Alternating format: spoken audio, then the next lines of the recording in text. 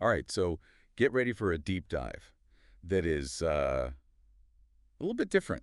Different how? Well, we're always looking at serious stuff, like economics and history Right, right. and politics. Yeah. And this one is still, I mean, I think it's important, but it's just a little less, I don't know. A little more out there. Yeah, like out there, like out of left field. I like I it. mean, we're taking a look at this snippet that we got. It's from a study.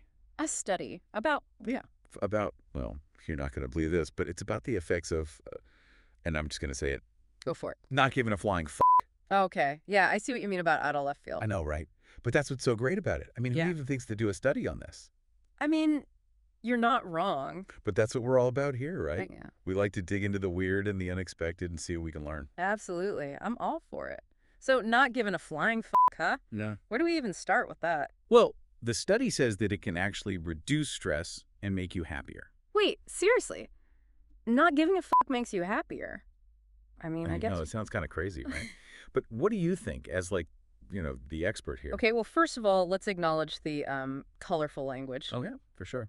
But I think underneath that, there's actually a really interesting point about how we deal with our emotions. Okay, yeah, I see that. Like sometimes caring less about stuff can actually be a good thing for your mental health, I mean. So, like, not sweating the small stuff. Exactly. And maybe even some of the bigger stuff too. It's about recognizing that you can't control everything. Oh, yeah, I've heard that before. Like, what is it, Serenity now? Well, that's more of a Seinfeld reference, but Right, yeah. but you're on the right track. There are actually a lot of like philosophical traditions that talk about this, like Stoicism, for example. Stoicism, like, not showing your emotions. It's a little more nuanced than that, but Yeah. basically the Stoics believed that a lot of our suffering comes from things we can't control.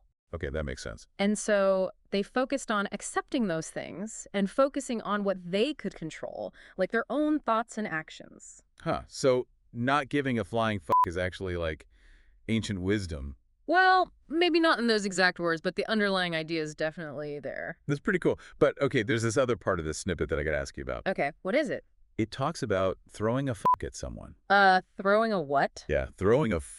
I don't even know what that means. Is that like even possible? Okay, obviously we're not talking about literally throwing anything. Right. This is more about like setting boundaries, saying no to people. Okay. Like imagine someone's always asking you for favors and they're taking advantage of you. Ugh. Yeah, I know the type. So in that situation, throwing a might be like finally standing up for yourself and saying, no, I'm not doing that. So it's like not being a doormat anymore. Exactly. And that can actually be really empowering, like you're taking control of the situation. Yeah, I can see that. But it still sounds kind of aggressive throwing a f at someone. I think it's more about like the energy behind it. You can set boundaries and say no without being mean or disrespectful. Okay, yeah, that makes sense. It's just about being firm and clear about what you're willing to tolerate.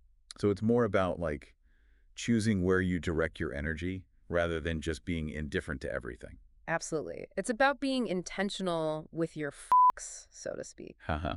Intentional with your I like that. Instead of just letting them fly all over the place, you're choosing where they land. Okay, that's a great way to put it. Yeah. So like if I'm constantly stressing about work deadlines, maybe I need to throw a at that anxiety and just focus on doing my best. Exactly.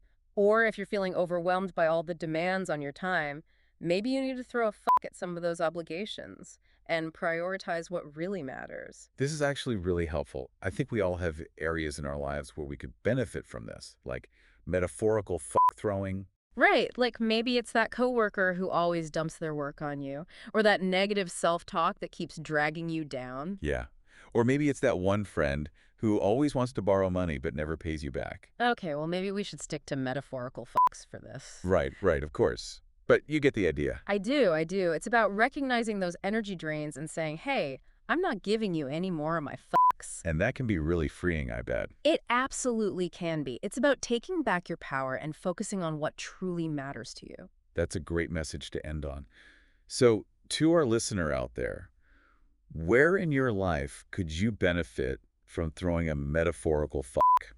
And remember, always with kindness and respect, of course. You got it.